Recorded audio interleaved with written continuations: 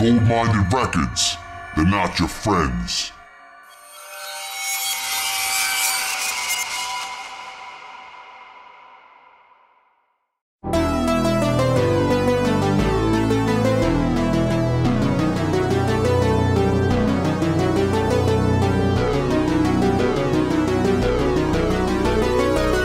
Welcome to Horror Headquarters, a weekly horror podcast. I'm your host, Klive Kraven, with my lovely co-host, Naya Banks. We are here to bring you the best in all things horror. News, reviews, updates, interactive polls, discussions, interviews, and more. Stay tuned and stick around as we take on the horror genre. From the rotting graves of zombies to the blood-soaked fangs of vampires. From the claws of the werewolf to the vision of the apparition, prepare for the slaughter orders. This is Horror Headquarters. We're just dying to talk horror.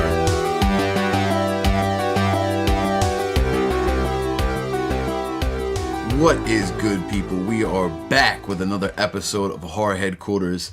This is episode 9, and this is your 2017 Christmas special. I am your host, Klive Kraven, here with my lovely co-host. It's Naya, guys. That's right, and we are back with another episode of horror goodness. Now, this one is going to be a little bit different from our regular episodes. We are going to completely be skipping out on our body count reviews. However, we are going to have 6 films we're going to be talking about in our vital organs discussion, so... still a multitude of films to go over. We're still going to be hitting you with the rest of the segments, so slightly different format for this show specifically, just because there wasn't a lot of franchises, and one of the franchises we do plan on doing later, so we're not going to be giving away too much info on that one. But anyways, without further ado, if you need to get yourself some refreshments, use that bathroom, drop that dirty double deuce, go ahead and do that. You can come back in just a moment because we are going to get the show rolling, so drop them logs, you know what I'm saying? Light that tree. That's right, light that tree. All kinds of shit fires. All kinds. This is Klive Kraven and Naya Banks. reporting live from Horror Headquarters. Our news department is making a killing to bring you the latest Bone-breaking news. All right, and we are back, and we are hitting you with the bone-breaking news. Now, this week, we have some really cool facts to bring you guys. Not necessarily facts, more so stories rather than facts. I got my segments all messed up. My brain thinkings and learnings aren't on point right now. But no, for this bone-breaking news this week, we have some really cool stories to bring you guys, so very excited to get into these. I'll start it off with the first one here, and that is going to be Hellraiser Judgment gets a release date finally. So it's going to be hitting Blu-ray on my birthday, February 13th, 2018. So my big 30th birthday. So y'all motherfuckers need to make sure you cop me that Blu-ray. That's like the second thing that you've hinted to that you wanted that comes out on your birthday. I know. My birthday, because Friday the 13th, all these fucking delightful films coming out. So make sure that you have your eyes peeled for that. That's what I'm actually interested in checking out. I've heard horrible things about Judgment, to be honest, but I do want to check it out just because I'm a huge fan of the franchise, and I do love the Hellraiser films. So I do want to check this one out. Very interested to see what they do with it. I wasn't huge on what they did with the last one, to be honest with you, either. Revelations, I think it was. But I don't know, man. I do have interest in the new direction with it. I know that they don't have Doug Bradley coming back either, so that's kind of a letdown. But I am curious to see what they end up doing with this one. I believe I've seen some photos of the guy that's playing Pinhead, and he did look kind of legit, but he's not going to be no Doug Bradley. So we'll have to wait and see what the deal is with that one, but I am very excited to check this one out. So Hellraiser Judgment gets that release date, hitting that Blu-ray February 13th, 2018. Make sure you cop that one. The OG actor is back playing Michael Myers in the new Halloween. Yeah, that is dope. Nick Castle. Yeah, Nick Castle. So Nick Castle is coming back to reprise his role as the Shape, quote unquote, in the upcoming Halloween film. Now, this is very exciting because we already know a lot about this film. We have a release date for it. We know that Danny McBride is penning it. We know that Carpenter is coming back to direct. And then you also have Jamie Lee Curtis coming back. And now we have the original Michael coming back. So, I mean, this is really becoming a fan affair. And I'm loving it. And you know what? I think that Carpenter is also scoring this as well. So he's doing the music again. You know, this is just becoming a dream movie. I really got to say, I mean, there's not a lot of films that come back to the roots with the original cast like this, and original director and all that. So this is a very unique film and very exciting. Really looking forward to this one. So that is awesome. Definitely keep your eyes peeled for that new Halloween film dropping in 2018, which I believe drops October 2018.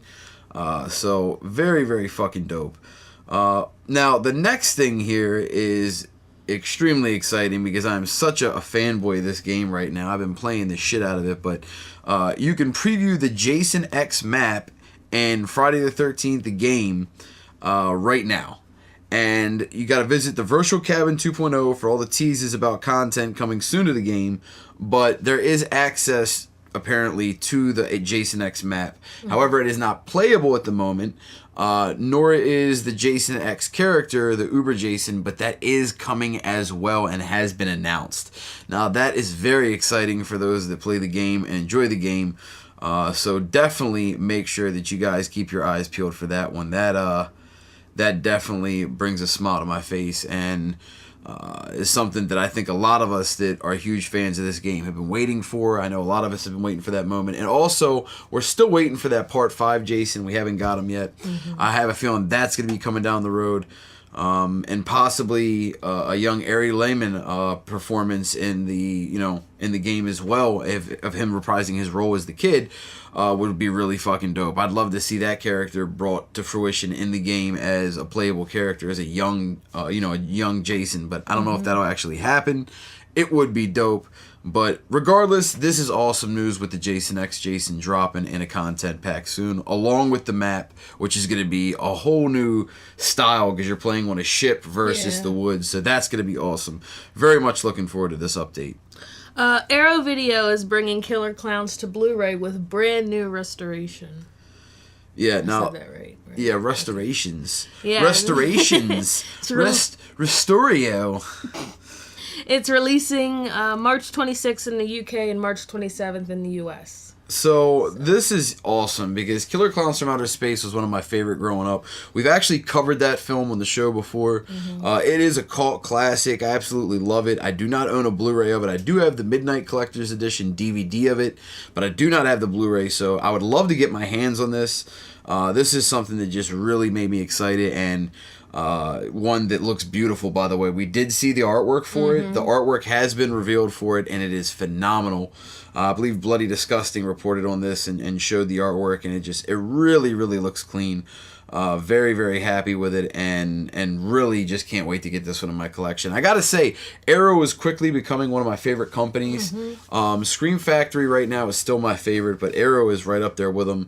I do hear that the releases with Arrow, though, are better. The transfers, I've heard the Blu-rays. I do own an Arrow release, and I haven't watched it yet. Maybe this will give me some influence to check out the movie I have, to check the transfer on it, but I have heard great things about Arrow, so looking forward to this. This is definitely a dope release. If you're a fan of killer clown films, Killer Clowns from Outer Space is an absolute classic, a great comedy horror, and a great one to add to the collection, and especially with the brand new restoration. And we saw that there's a boatload of features dropping with it as well, which definitely entices me to want to cop it a little bit more. Yeah, they're releasing new interviews, never seen interviews, stuff like that. Behind the scenes footage. I believe there's a few featurettes and deleted scenes and things of that nature. Bloopers. So yeah, bloop bloop. So I'm looking forward to getting these getting this copy of it and copping it when it drops. So March 27th, that's just a few months down the road, not much longer, so make sure you cop that when it drops. Support Arrow, they are a dope company indeed. So that about wraps up our bone-breaking news segment this week. Hopefully you guys learned something new, and we can catch you on the Friday the 13th game so I can slash your face and stab you in the spine repeatedly. Add me up on there if you want to. Klive Kraven 88 is my Xbox gamer tag. If you do play the game, feel free to add me up. And I'm thinking about getting something started where I play with the fans of the group once a month. specifically and maybe broadcast it live. I'm not sure if I want to, 100% do that yet, but it is something that has crossed my mind since I've been playing the game. And I do know that you can save and stream things as well with Xbox One, so we'll see. I'm thinking about it. It might happen, it might not, I'm not sure, but I am definitely thinking about that. But like I said, that wraps up our bone breaking news. Don't go nowhere. We'll be right back in just a moment.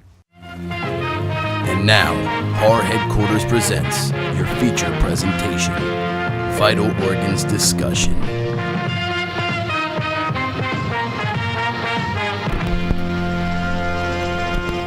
Boom. Boom. Boom. Boom. Boom. Boom. Boom. Boom. Boom. And we are back. And this is your Vital Organs Discussion. We have 6 films on the docket for tonight, all based around the Christmas holiday, obviously with the festivities and the spirits and the holidays around that time of the year. This time of the year, we are getting into the festive spirit and talking about Christmas horror movies. So, we are going to get into Don't Open Till Christmas from 1984, directed by Edmund Purdom.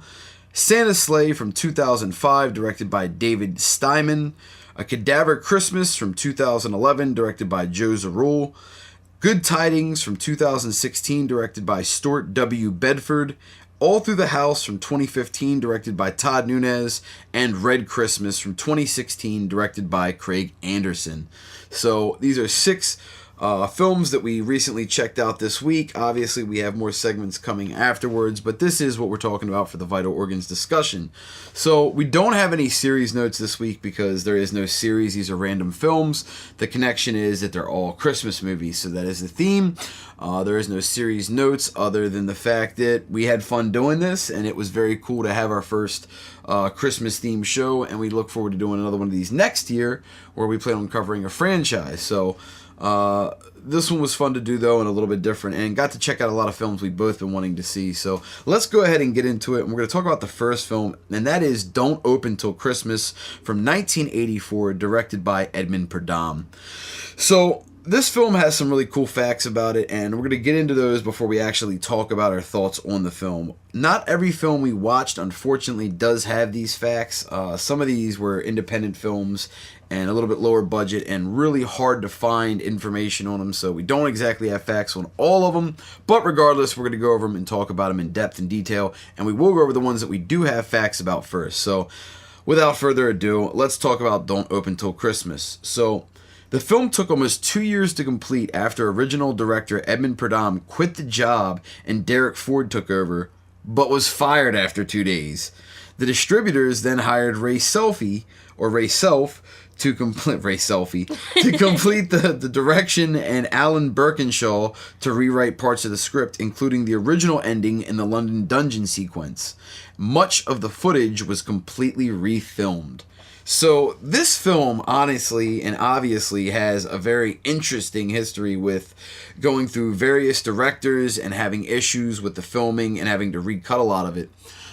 This it does happen on films. Obviously, there's people that have to get replaced, whether it's actors, directors, or whatnot. Mm-hmm. I just thought it was interesting that 2 of them basically were gone. One was quit and one was fired after 2 days. So they went through 2 directors very quickly and ended up having to go to a third one pretty damn fast. Now that doesn't happen a whole lot, like that fast, of them going through them through the directors and through the staff. But I thought that was a pretty cool fact, and definitely crazy that they ended up making the film anyway and pulling it off and getting it released. So this one was definitely a really cool story and fact behind this one. Yeah. This film was released shortly after the death of one of the main actors, Alan Lake. I don't know where Blake came from. Who played Giles Harrison.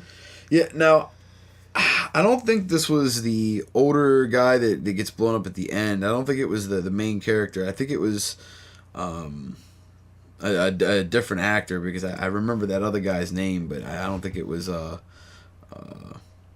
Alan Lake. I think it was something else. But nonetheless, it's unfortunate when things like that happen. Obviously, this was probably his last film. If it was, he passed away shortly after its release. So it is interesting that it happens like that, but it makes sense. I mean, actors are going to die. They're regular people just like you and me, so there is going to be a point where one of their films they do eventually will be their last film. It just kind of sends an eerie vibe with it, knowing that it is their last film, you know what I mean? I think that always kind of rings true with any horror film, or any film really, knowing that it's the last film that somebody was in. It always kind of sets a little bit of eerie vibe to it, but definitely interesting fact indeed. So, moving on, although the character of Dr. Bridle, played by Nicholas Donnelly, is referred to in the script, he never has appeared in any point of the movie. Due to the film's many production difficulties, his scenes were probably filmed but deleted. So, this character, just doesn't appear. He's mentioned, but doesn't actually appear in the film.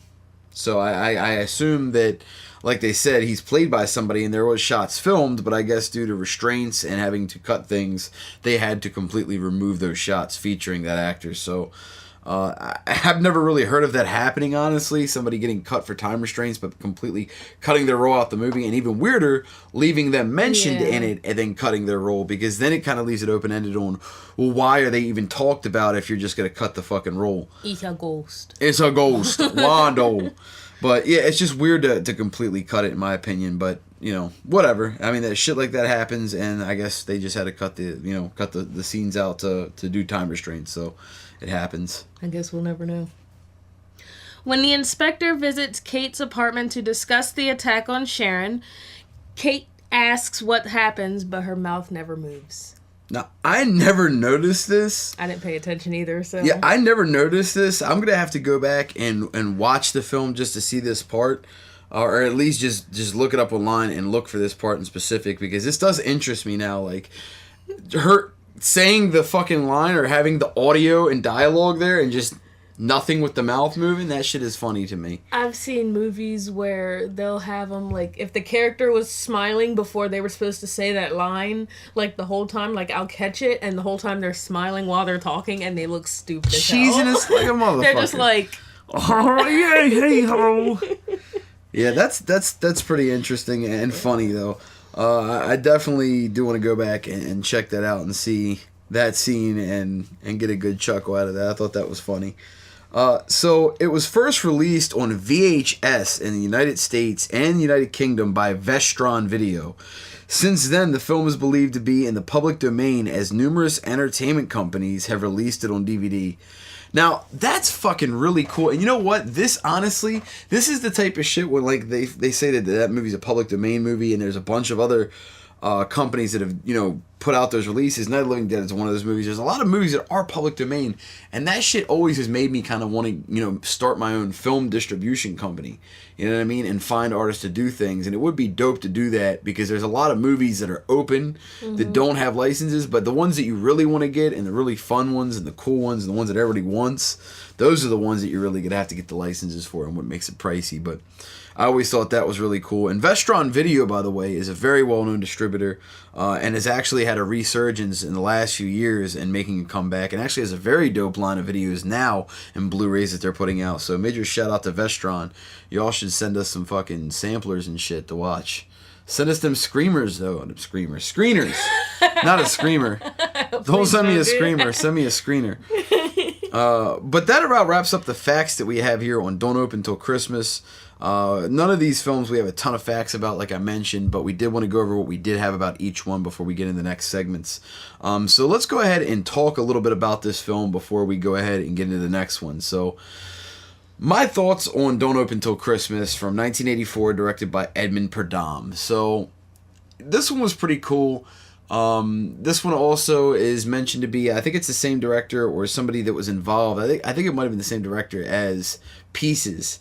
And the same guy from Pieces appears in this. The same guy that was the principal, the killer. He appears in this. Remember we pointed it out, and when we watched it, I pointed that scene out. Yeah. And I was like, man, he looks familiar. And it was like, oh shit, he's the guy from Pieces, the principal, the killer. And I thought it was dope seeing him in here. And I think that was really cool. And I do like the movie, and the ending was pretty interesting with the bomb scene. Like, that was pretty fucking grimy. You called it early, like, you picked that up, but I did think it was a pretty cool little thing, and just fucked up at the end. No, because, like, my thought was, like, oh, if you guys are, like, having a feud and you get a random Christmas gift that just says Merry Christmas, but you guys are in the middle of a fight, that's like, nah, that's suspicious, bro. Like, nope. Nah, son. But yeah, I thought that was, pretty cool the way that it ended, and I did think it was decent. I don't think it was a great film. I think it's worth a watch if you're doing things for the, the Christmas, holiday, to try to fucking watch things that are grimy like that. It definitely had some cool elements to it. It was straight up like a slasher, you know what I mean? There was some cool elements with the fucking the sleaze to it, with him trying to get the girl to do the photos and shit, and then the scene in the car. Like, there was some grimy scenes to it. It has a little bit of a giallo feel to it. So I do like it. I'm gonna give this one a thumbs up. I don't think it was great, but I do think it was good. It's definitely worth a watch in my opinion. What was your thoughts on this one? First of all, my rating is one thumb up, boop.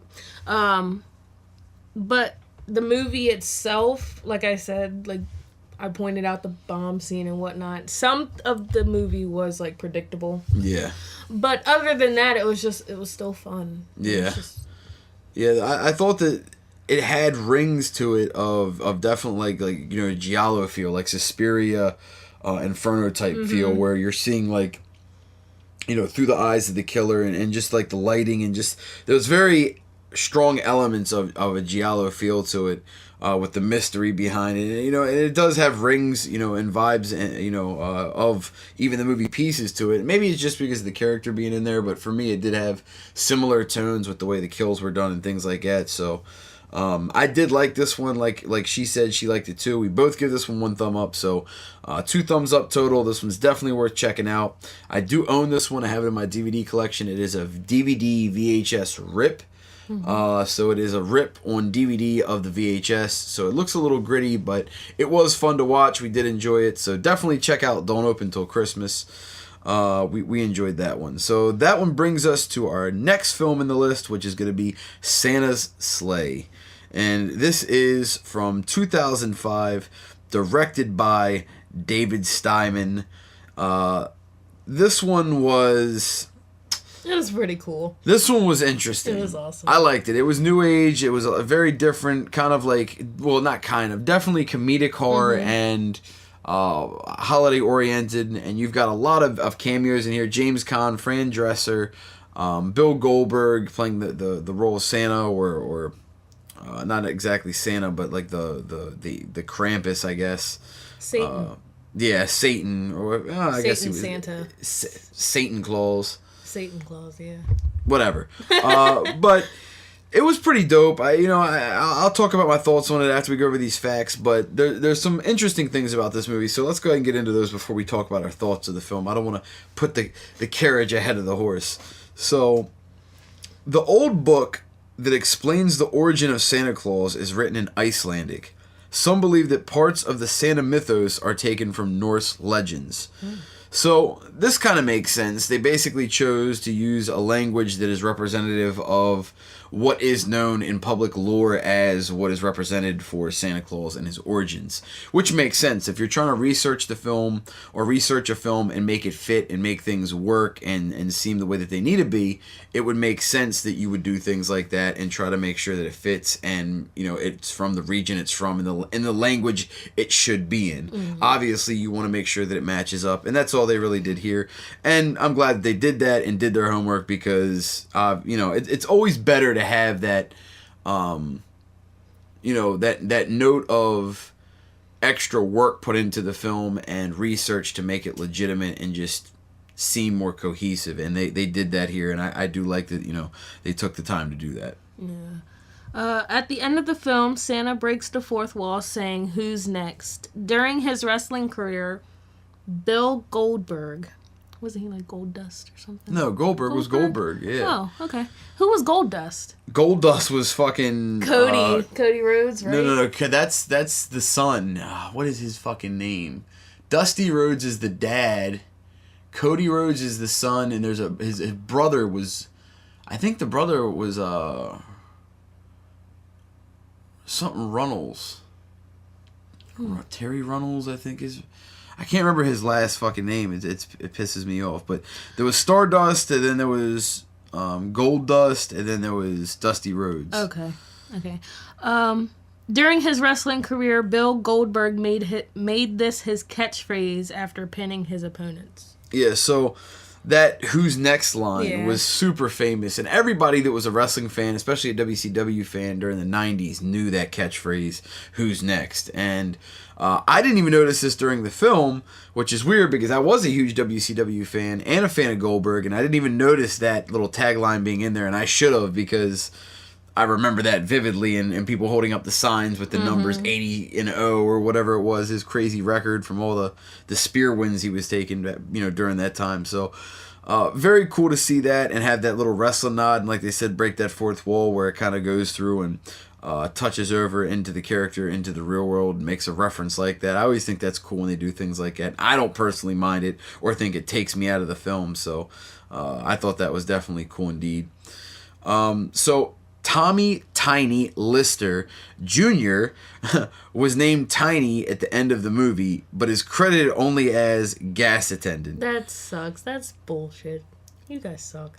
Yeah, so they didn't give him his credit by the name, but that's fine. They didn't have to call him his name. I think it might have even been a slip-up because that is actually his nickname that they use. And this is Debo from Friday, for anybody that doesn't know. Tiny Lister, that's who that is. So he appears in a bunch of horror movies over the years, including Wishmaster and several others. He's made quite a few appearances, and it's dope to see him come back in another one, and even have just a small role. And I thought that was neat to see him featured in there. But just a cool little cameo, nothing serious, but definitely a neat little tip of the hat to Tiny there. While filming the final Zamboni scene. Zamboni. In Bruderheim, Alberta. I guess. One of their film trailers caught fire. Holy shit. So, that's interesting that filming a Zamboni scene, a scene on ice, their fucking trailer sets fire. On ice. On filming a scene on ice.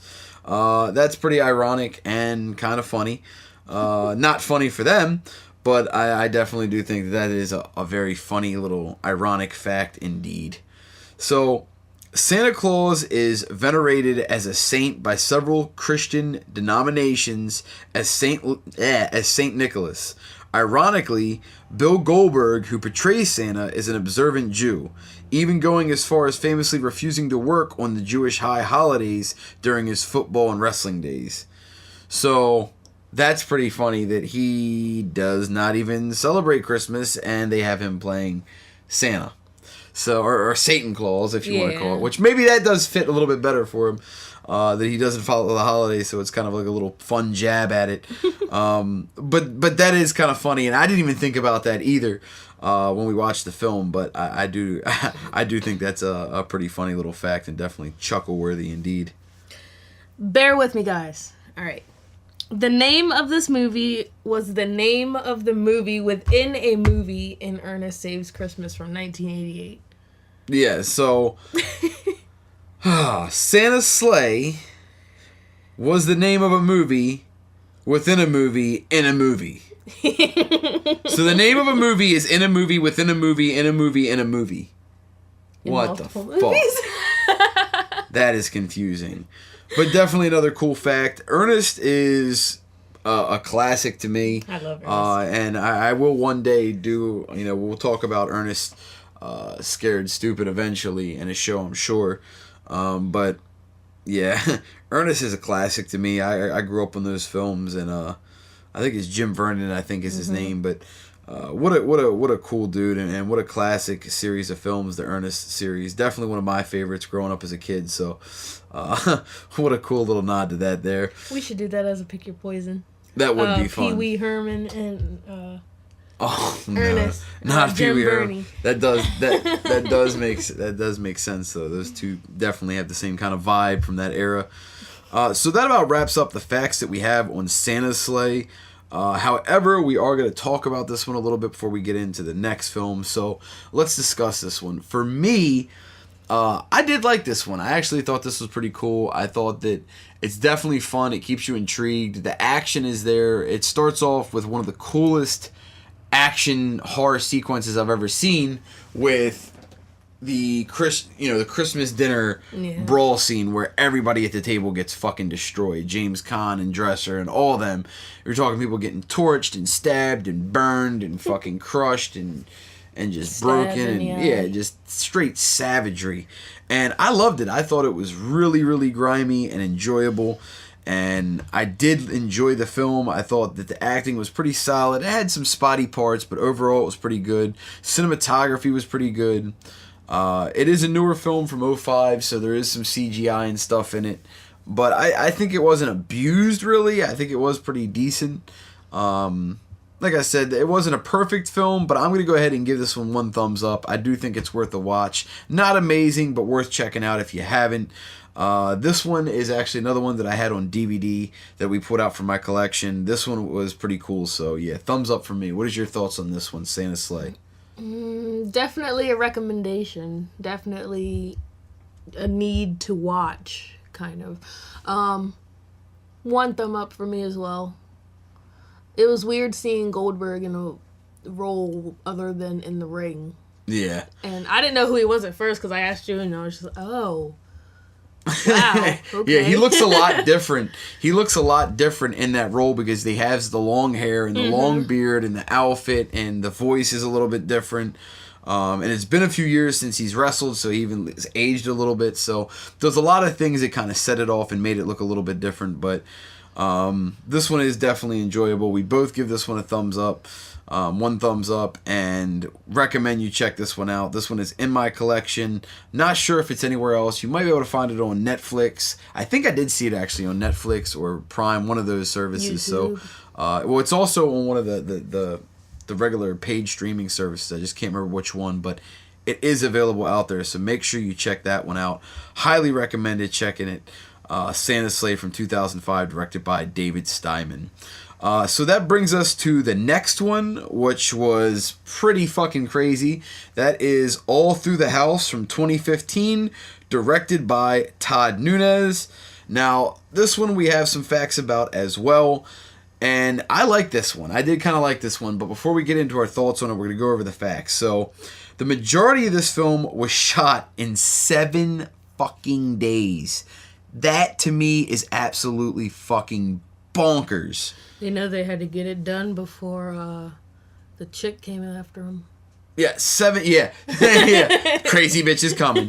So 7 days they did the majority of the filming in this. So I think that's super impressive, and it turned out to be a pretty damn solid film as well. So very, very impressive timing on that one. I don't know how long the editing and things like that took, but to get it filmed in a week, I mean, that's just very, very impressive. I can't say enough about that. Shouts out to Todd Nunes. This film is loosely based off a short called Here Comes Santa, also featuring Ashley Mary Nunes and Melinda Curing. Now, yeah, I didn't know about this, and I didn't know that it was based off of a short. I'm interested to check the short now. Now, I don't know if it was actually filmed or if it was just penned to be a short. But I do want to check and look online and see if I can find that because I would like to see what it was adapted from. I love when they turn shorts into horror films. They did that with Lights Out. They did that with All Hallows Eve. They did that with Clown. They did that with a lot of movies where they take a short and they turn it into a full-length movie, and a lot of times it ends up being great. So I am really interested to see the short that they made from that, the Here Comes Santa, and I will look for that for sure. That is really cool. So writer-director Todd Nunes purchased Christmas decorations from flea markets and garage sales for use in this movie. I mean, why not? Yeah, it's always better to go cheap. You don't have to spend, and that's another thing too. You would probably get vintage stuff looking that way, and especially during the time of the year. If they did it during out of season during summer and shit like that, you're gonna find them really cheap, and especially used. So What a smart way to spend the funds and budget it and get what you need without having to spend a lot of money. I am not against that. I am all for anything you can do to save yourself a little bit of money and get what you need done for the film. You know what I mean? That's what it's all about ultimately, is making a film, getting it released. So if it takes a little bit, of extra time to look for that stuff, it's worth it to save the money and not have to spend all that extra money on new lights or new parts. You can just go out and get used stuff. Smart thinking and good call by Nunez for sure. Yeah. All Through the House won Best Slasher and Best Editing at the RIP Film Festival on Halloween night in 2015. It's not a surprise to me. This film was dope. I thought it had a great twist. I thought the ending was fucked. I thought the kills were satisfying. The story was interesting and intriguing. The mystery was there. It kept you guessing. It definitely was a dope film and definitely deserved of it. Deserved of that. So yeah, I definitely think that it was pretty fucking dope, and I enjoyed it myself. So I definitely think it deserved that award for sure. So Todd Nunez's mother handled craft services for this film.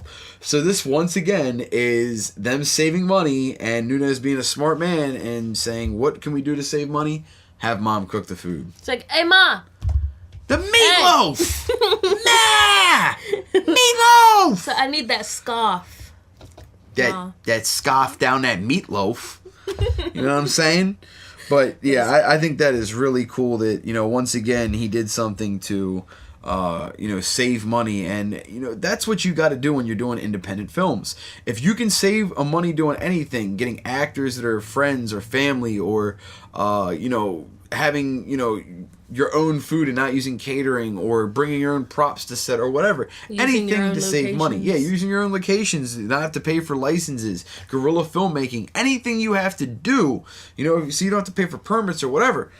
Anything you have to do, to make it cheaper, why not? Yeah. You know what I mean? So make it as cheap as you possibly can on yourself. And obviously Nunez was doing that repeatedly throughout this film, so very cool. Todd Nunez won Best Director at the Hardcore Horror Film Festival. Sheesh.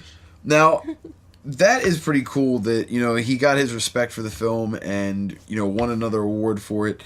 And deservedly so. Like I said, I do think this film is very solid.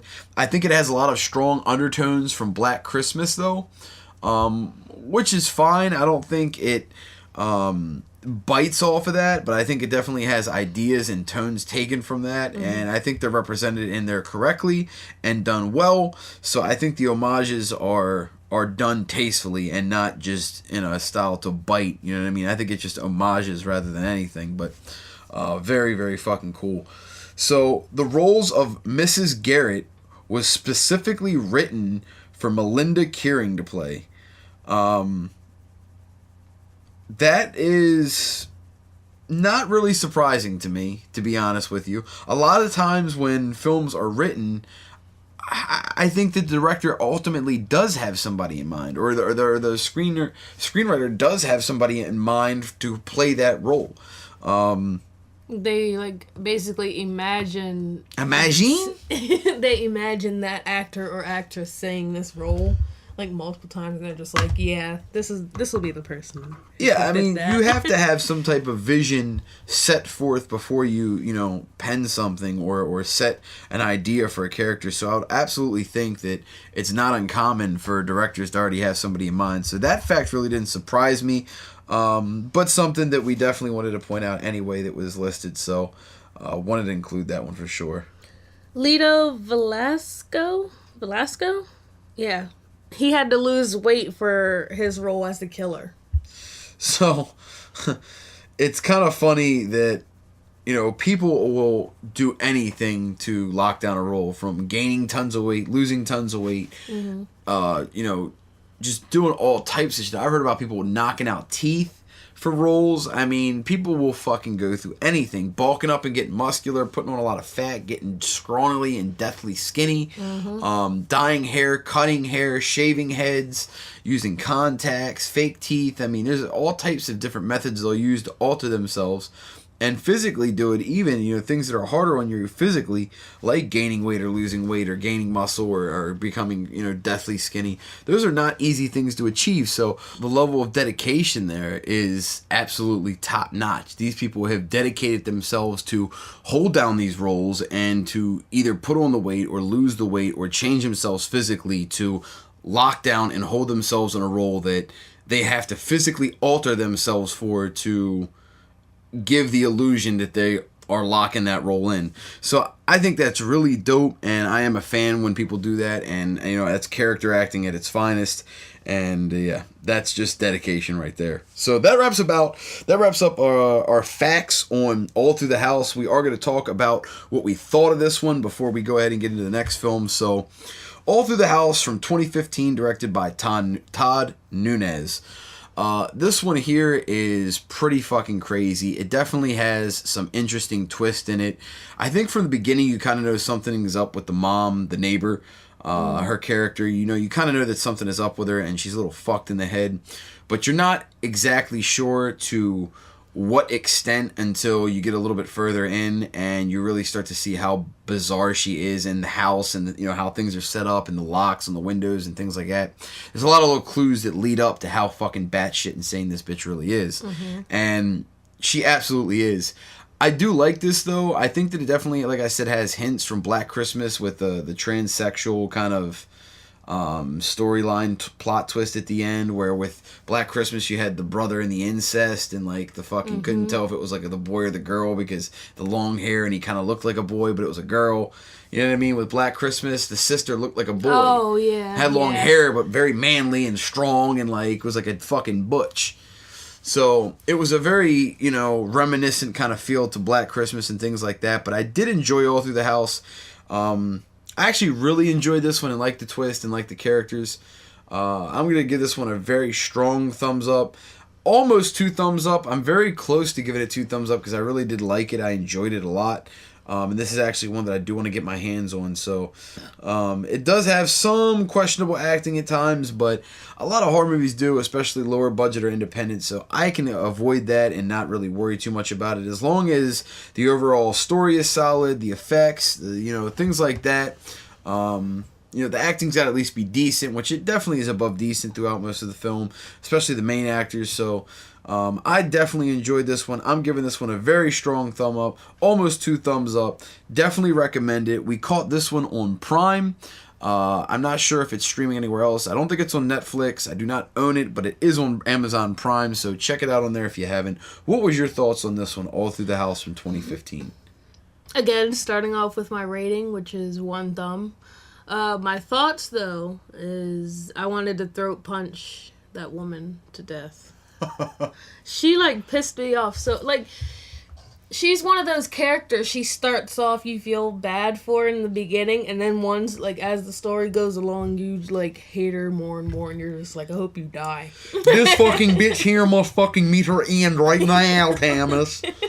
So, yeah, she's definitely a hateable character, and she achieves that. You do feel sorry for her in the beginning when they give the side of the story, and, you know, they're like, you know, especially when the mom is like, don't ever help that bitch, fuck her, blah, blah, blah. I'm like, Jesus, that's cool, but you soon seem to find out why, and they give the backstory, and it is a fucked up backstory. But I definitely like this one too. Glad you enjoyed it. This was definitely a cool one. Both of us are giving this one 1 thumbs up. So check it out if you haven't. All Through the House from 2015, directed by Todd Nunez. This one is available on Amazon Prime if you haven't checked it out already. So we're going to go ahead and get into the next flick that we have here, which is a very fucking cool one. Super brutal and a phenomenal performance from Dee Wallace. And that is Red Christmas from 2016, directed by Craig Anderson. Now, we have a few facts about this one, not a ton, just a few, and then we're going to go ahead and get on our thoughts on this one.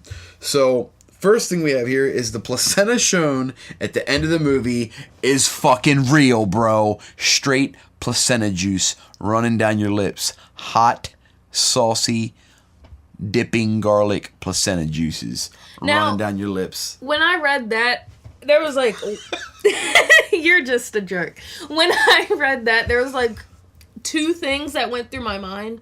Like, they could have used like a real placenta, or I've heard of like actresses who was pregnant in real life and like giving birth on camera for a movie, but it like real life experiences basically, like capturing that moment. Yeah, that's pretty raw that they used a straight meaty steak placenta beef out of a woman's womb hole.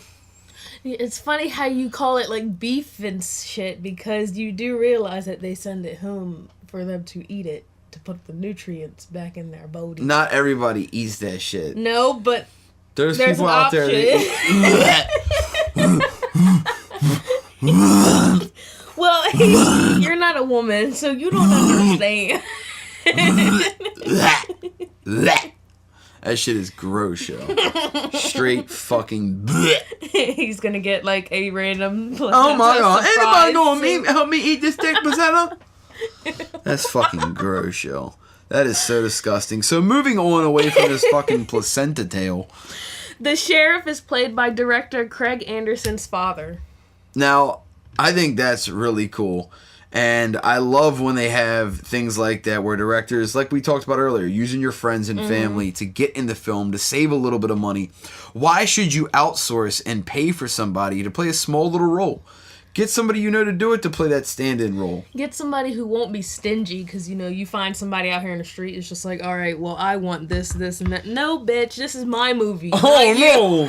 You stingy motherfucker, you'll get nothing out here.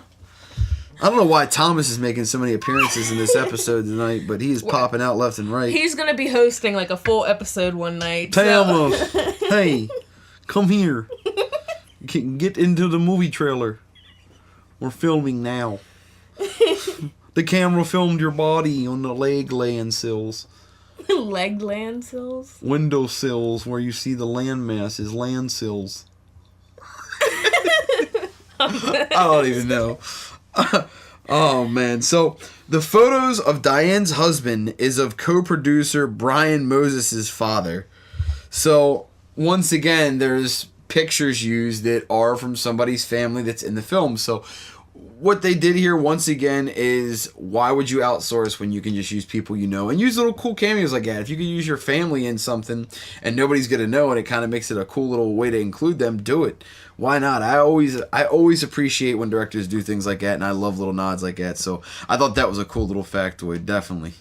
This is Dee Wallace's second Australian film. Her first film was also a Christmas movie, Australian, named Bushfire Moon. You know what's really weird? I've never seen Bushfire Moon, and I don't know if it's a horror film. I assume it is, because I know most of her work is horror related, so I am actually interested to check that one out now. It will go into my list of stuff to look for, but that was not one that I was familiar with. But I did enjoy Dee Wallace's performance in this. I thought she did absolutely phenomenal. So that wraps up the facts that we had. We didn't have much for Red Christmas. But we are going to talk about this one before we get into the next films that we have here. So, thoughts on Red Christmas. Now, I thought this one was really cool, and the concept was a little bit different. You know, you have basically this kid that comes back that was aborted or thought to be aborted when he was young, and he's seeking vengeance on his family. He wants acceptance. He doesn't get accepted, so he goes batshit. And he goes fucking nuts. Rewind. That's not what happened. Anyway, she didn't think he was aborted. It ended up being a fire. He got lost in a fire. Oh, okay. See, yeah, I forgot the twist, because they make it seem like they make it seem that way, and then there is that. I forgot about that twist. Yeah, because they talk about because she did have an abortion, but they don't like reveal who or whatever, but they make you think that he is that supposedly aborted child. A little meatball. Oh, he's obviously not a meatball. He's an aggressive ham. An aggressive ham? I don't know. He's a turkey on steroids. He's all jacked up. He's a muscular pit bull. You see the one with the paws. His arms are walking inward. Bow-legged. Oh, bull-legged motherfucker. But yeah, he's definitely an interesting character. You don't really get a chance to see him till later in the movie, and that was the most let down of a thing in the movie. I think was the reveal, because I wasn't a big fan of how they made him look. It was very cartoony.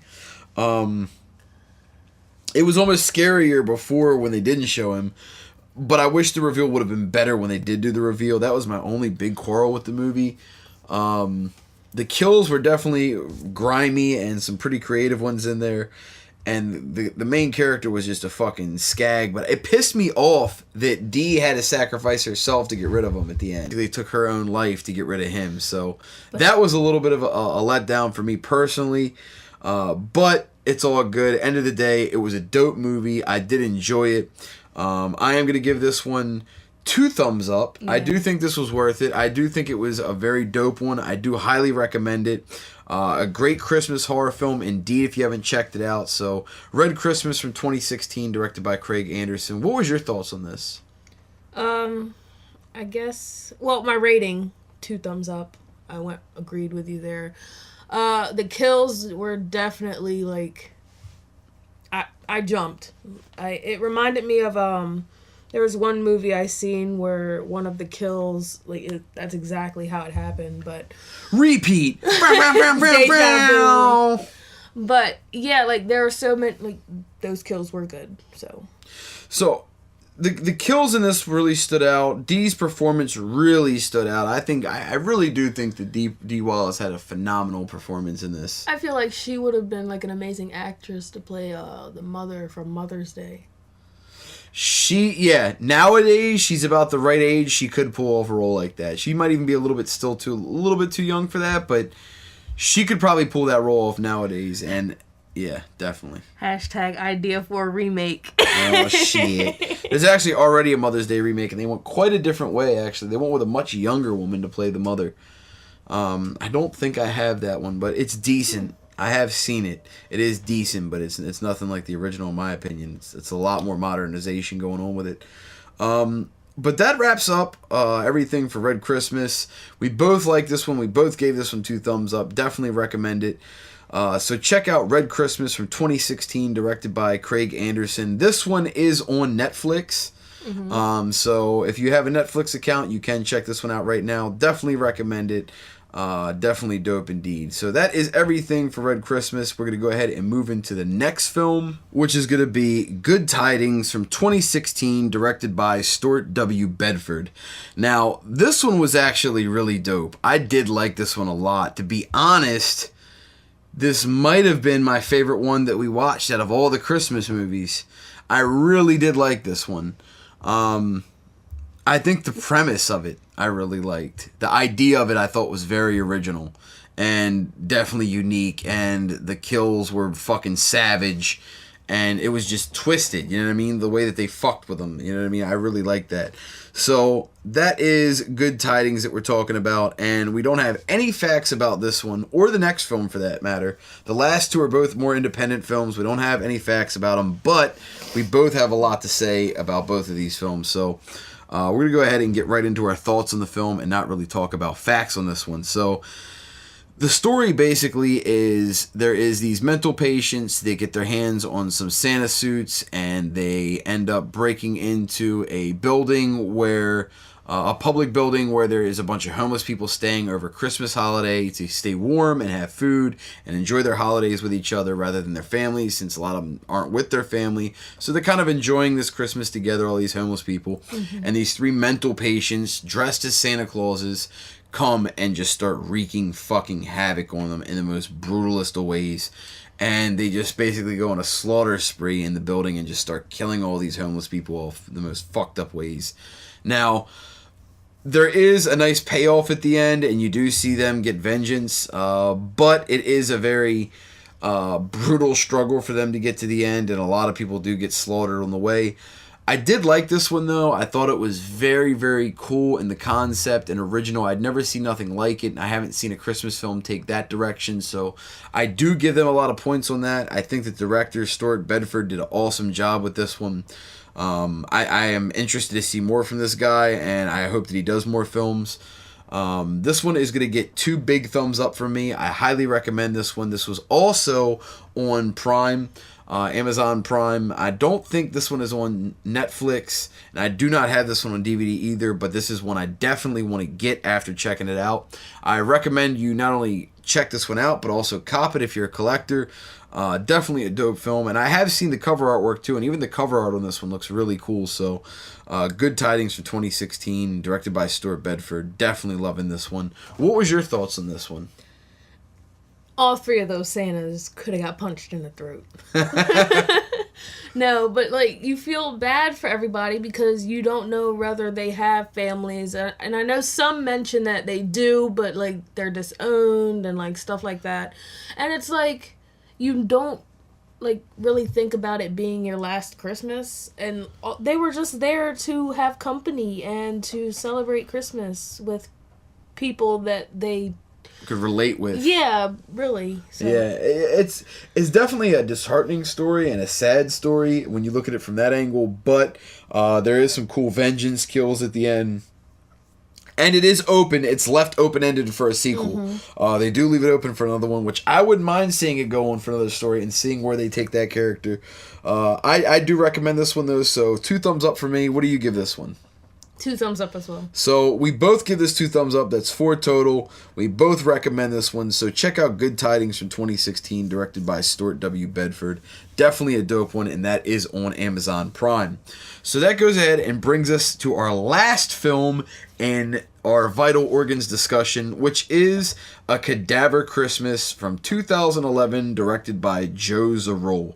So this one is definitely a low-budget indie flick. We don't have any factoids about this one because it is a low-budget one. Also, we did find this one again on Amazon Prime. We did just get a Prime account, so we are going to be watching a lot more stuff on there, so we'll be giving recommendations on that as well. So back to it, though. Cadaver Christmas from 2011. This one is dope in the fact that it is a fun one, and it's definitely pokes fun at the fact that it is low budget. You can tell with the acting and some of the sequences, like it jokes so much at itself. I think the director definitely knew that it was a low budget film going in, and tried to poke fun at it the best he could with still getting a serious film across in the aspect of delivering the story without making it too ridiculous. Yeah. So I actually did like this one. At first, I was a little iffy and I almost turned it off. I'll be honest. The first 5-10 minutes, I was almost like, let's just skip this one. But I let the story hit me a little bit, and it really reminded me of some of the old Grindhouse films and just kind of pulled me back to a certain time where I could really appreciate it. And I did like this one, so I'm going to give this one a single thumb up. I think it is cool, and I respect it for the effort. It barely gets this thumb up. I could almost go neutral on this one, but I do want to give it a thumb up because I do like to support independent films, and I do think that it is good enough that it should be seen. It's worth a watch for sure, especially if you're not paying for it and you just got it on a Prime account. Check it out. A Cadaver Christmas from 2011, directed by Joe Zarrole. That is on Prime, and like I said, it's definitely a fun Christmas horror type film. But yeah, it's not the greatest. It is low budget, so be forewarned. What was your thoughts on this one?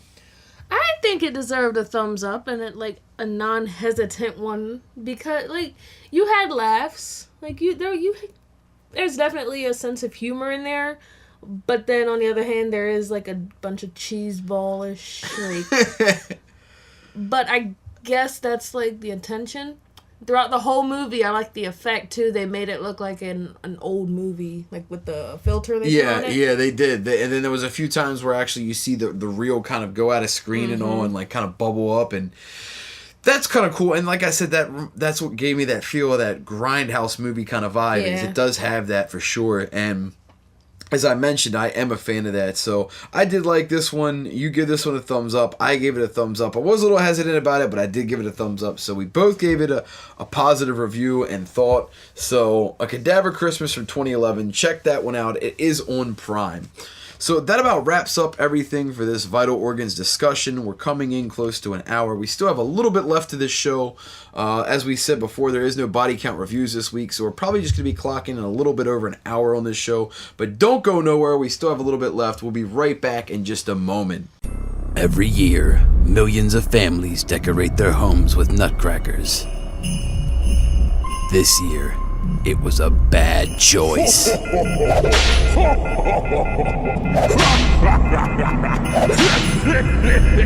the fuck's going on here? Are these things coming to life? Looked outside lately. Some motherfuckers are everywhere.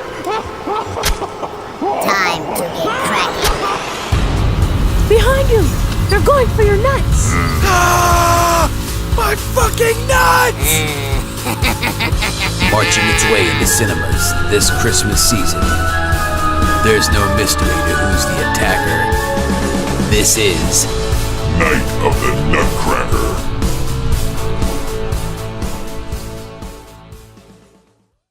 What's New for You to View?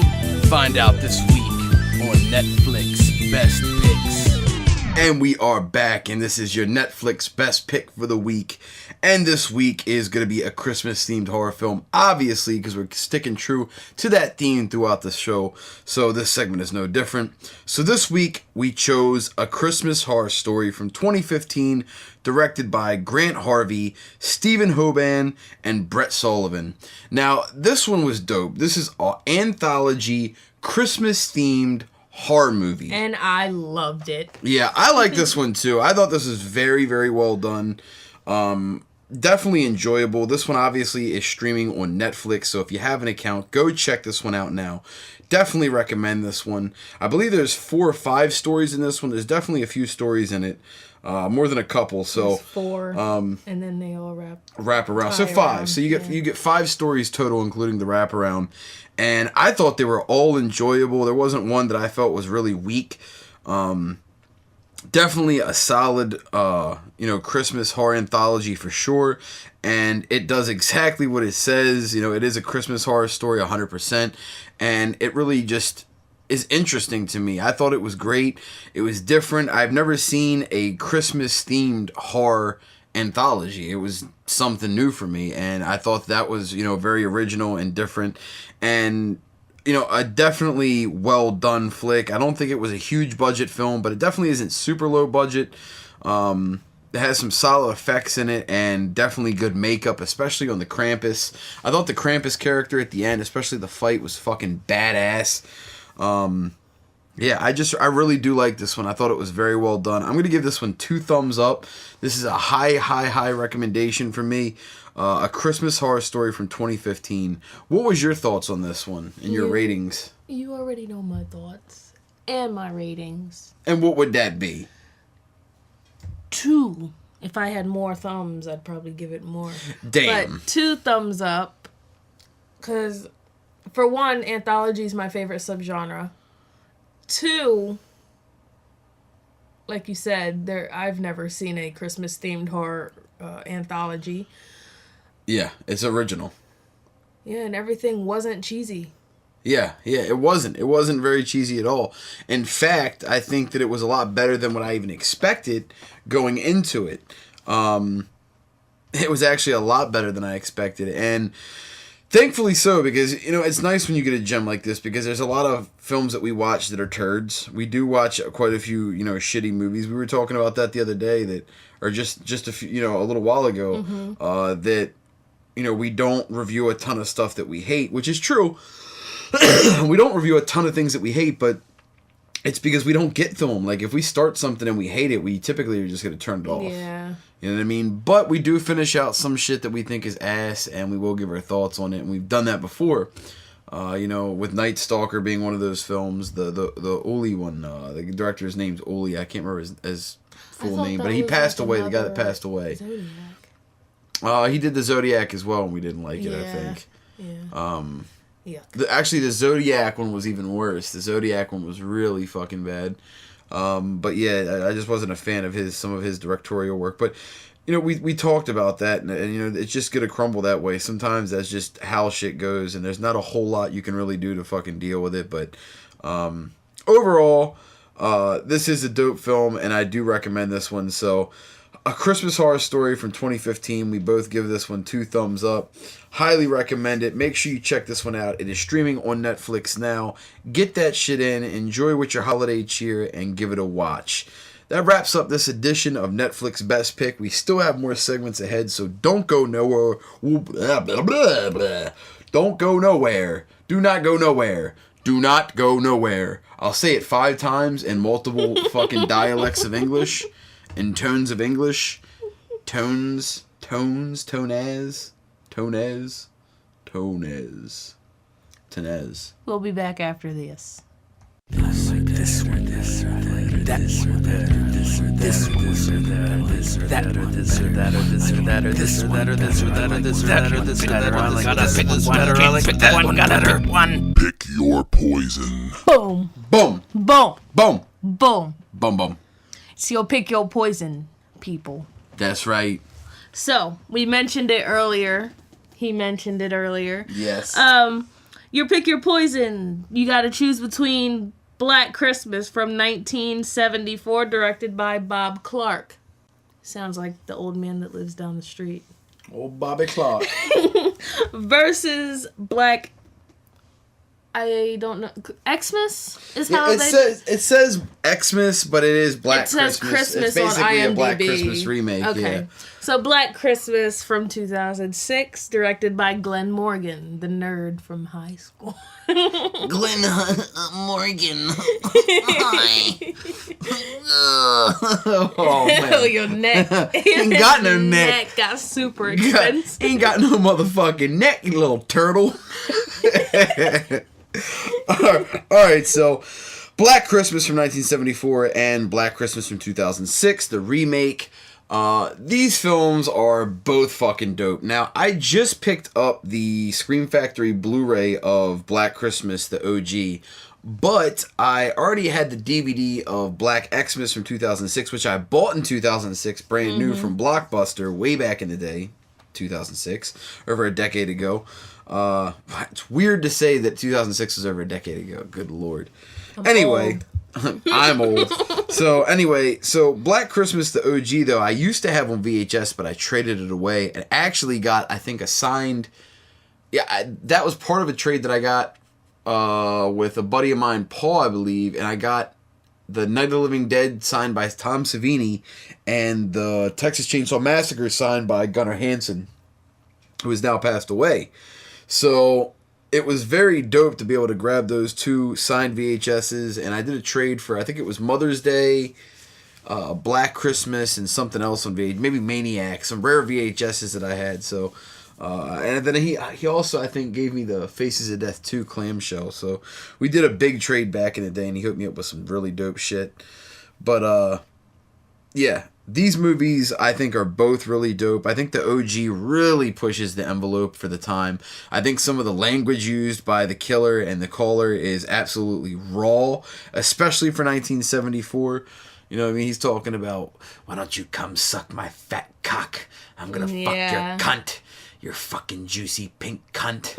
Like, yo, like, straight raw, like, talking crazy shit. Like, even by today's standards, like, dude was getting it in on what he was saying. But for 1974, this shit was off the fucking Richters.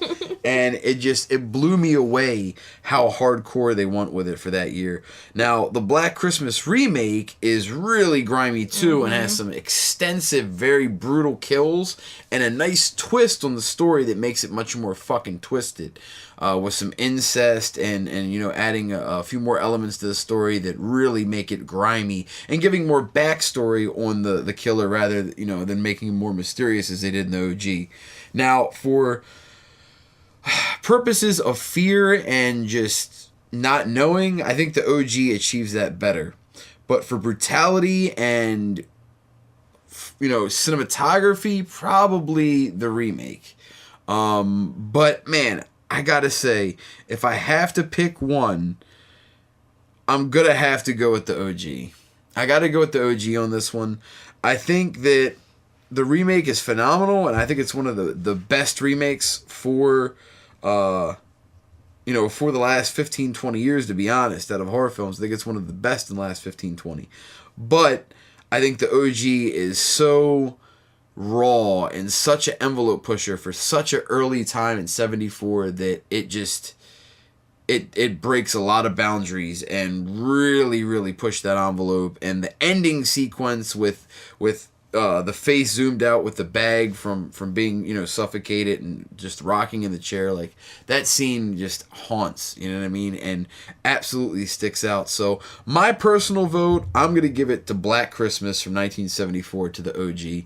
I think the remake is fantastic. I don't want to take nothing away from it. It's a great film, but I think the original just edges it out a little bit more by setting the boundaries, being the OG, and having more of a creepy tone. It's kind of the same syndrome with Halloween, where the original is creepier, the remake is more brutal, but the creepiness and the edge, you know, is given to the original. So that's my view on this one, and my pick on this one. Black Christmas from 1974, directed by Bob Clark, is the winner for me. What is your thoughts on these, and which one do you pick?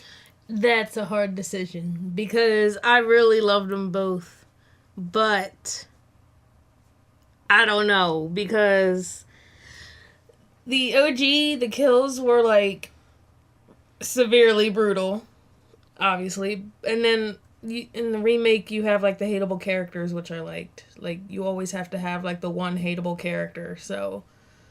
Yeah, I mean, I think that there's definitely hateable characters in it, but I think that the thing that really stands out for me with the original, like I said, is the fact that it has that creepy edge. Like, which one for you kind of stands out more personally for you? You gotta pick one. You can't. No, I don't actually. You have to pick one. You can't dodge around it and pussyfoot it because you like a certain one more than the other, maybe, but you don't want to give it up. No, you I can't give a choice. They're both so good. They are both good, but Oh my I liked gosh. both of them personally, but I still had to give it to the OG for multiple reasons. Yeah. I like how the remake gave you the Suspiria thing with all the Christmas lights. You remember? The lighting. Yeah. The lighting definitely does have that vibe with that kind of giallo lighting that Argento was using with those films. 100%. I did see that, and I did notice that, and I did think it was dope. I think that is a very cool thing about the movie, too. It definitely has a lot of that lighting used throughout, and it's effective, and it's actually used on the cover artwork as well, and because the lights are used as a weapon, ultimately. But I do think that both of these are phenomenal, but you've got to pick one. It's so hard. We need you to pick one. Okay, if I have to go with one, I think I'm gonna go with the remake because I do like the fact that they bring Billy's past. They explain who he is more, and they actually do flashbacks of how he was treated, like stuff like that, like what, like created this monster. Yeah, what made him the way he Yeah. is. I agree. I do like when they do that and show the backstory, but I also like the mysterious and vagueness because, as I said before, with Michael Myers, they did the same thing. In the remake, it was more brutal, but they talked more about his past and shit, but I wasn't a huge fan of that. I was more of a fan of not knowing and just seeing Michael in action and being creepy as fuck. Him just leering and appearing out of places. Not having to be necessarily super violent and brutal, as just quick, swift, and deadly. You know what I mean? Just straight stab you fucking fiercely and just be out. Not trying to, like, brutalize you and rip you apart and fucking, you know what I mean? They made it much more violent. And, you know, they did the same thing in the Black Christmas remake. They made it much more violent. I was gonna say the remake is creepier though because he's I don't actually think the remake is creepier. He's actually coming through the fucking like holes in the walls and grabbing you. And, Okay, like, that is very grimy, and I do that is creepy as Come on fuck. now. I do give credit to that, but I think the feel and the not knowing and the mystery makes it creepier for the OG, and so that's why my vote is with the OG. So we're torn on this one. Whatever. we're torn on this one. We have one vote for the OG, and that's for me, and her giving a vote to the remake. Yep. So we do not agree on this one, but that's fine. It happens. We don't always agree on everything. So we have differing opinions on this Pick Your Poison, and that wraps up this edition of Pick Your Poison. Let us know which one you personally like more. Get active with us in the Facebook group. That is facebook.com/thehorrorheadquarters. Make sure you check us out. Join up into the group. Get involved in our conversations. You are needed. We need your heart input. Your vote counts. That's right. You deserve to be heard. So that wraps up this Pick Your Poison. We still have the polls coming your way and the final chapter, of course. So don't go nowhere. We'll be right back in just a moment. Wake up, kiddies. There's no time to sleep. It's time for the poll of the week.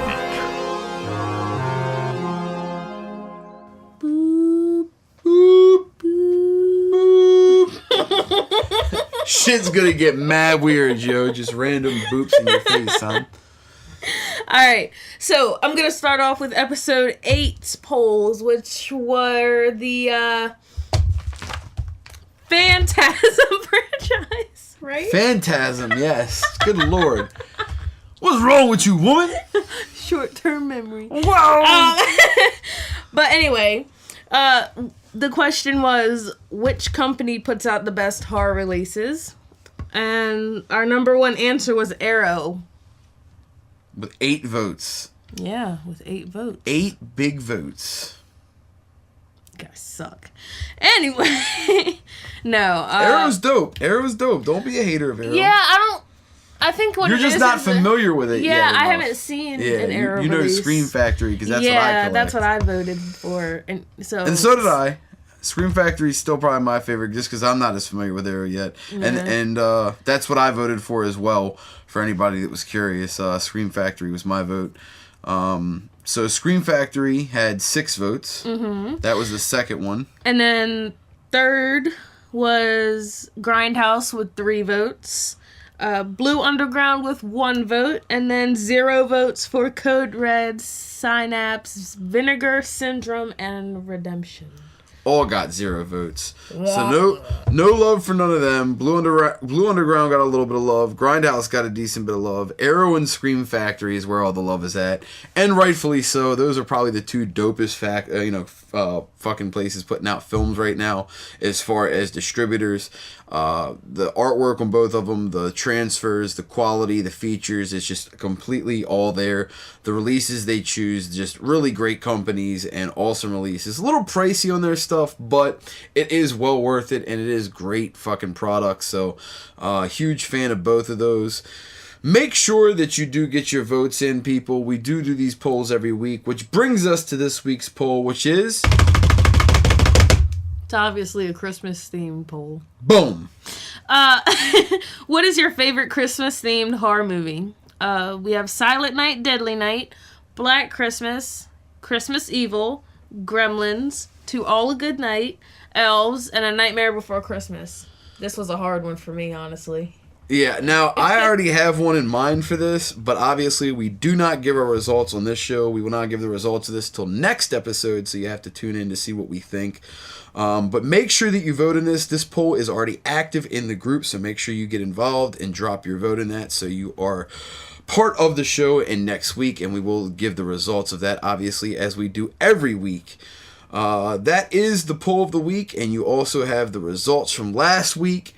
So, as we said, make sure you get into that Facebook group and get active. Tell us which ones you like. Tell us which ones you hate. I want to know which ones you dislike, actually. Really, I do. I'm curious. Which ones are overrated? You know what I mean? Like, let me know which ones you dislike as well. It doesn't always have to be about all the love. Maybe we should do that. We should just do like a question for like a question instead of a poll. That way, and have everybody. There's all types of different things that we can do to change it up, and we might do that in the future. However, that about wraps up the poll of the week, which brings us to the end of the show, which of course is the final chapter. Dun dun dun. So this is the ending of the show. We want to thank you for spending this time and having this Christmas holiday spirit and cheer all through the house, all this quietness. She's looking over at me like, why are you flexing your damn muscles so much? I can't help it. I don't know what's wrong with me. But we appreciate you spending this time, this hour and 20 minutes almost, to sit down with us and go over all these classic horror movies that are holiday themed. We hope you had a very great, happy, Merry Christmas. You hope you enjoyed your holidays. Hope you had a safe one. You got everything that you wished for. Santa came and kicked you in your fucking teeth. Right in your damn teeth. Probably stole your nuts. Oh no, the Nutcracker. Oh fuck. The Nutcracker, they're coming for my nuts. Fucked. We thank you guys for tuning in. Make sure you tune in next week where we're having a very special show. Not only will it be episode number 10, but it's the last episode of 2017. It's not even. This is the last episode of 2017. No, what is it? Yes, the next episode. serious? Yes, this is it. This is it. This is it. This is all you get. This is it for the whole rest of the year. I don't know where I hibernation mode. I guess The next episode, I think, falls on the first or the. I think it's the second. I think the next episode drops on January 2nd. Mind blown. Yeah, so this is it for 2017, people. Thank you for spending this time with us. Make sure that you check out our Instagram. We just opened up an Instagram account. You can find us at Horror Headquarters. We are working on a Horror Headquarters website, which is going to be horrorheadquarters.com. So don't forget to check that out and follow for updates on our Facebook page. Join the Facebook page if you haven't. That's facebook.com/The Horror Headquarters. And just make sure you tune in next week to our 10th episode, which is this super duper 2018 New Year's countdown special, where we're talking about all the greatest films of 2017. We're doing awards and giving out which ones are our favorites of the year, and we're doing a top 10 of the year countdown. Countdown right now. We're gonna do a contest. We might even do a contest. There might be free shit given away. Oh, snap. Snap, crackle, pops. Pop, pop. Pop, pop, bitch. So, once again, we thank you for spending this time with us. We hope you had a very safe holiday. We hope you have a safe new year. We will not see you guys until next year, until 2018. Don't be that guy. I am that guy. We will see y'all next year. We appreciate you spending this time with Horror Headquarters. And just remember, we're just dying to talk horror.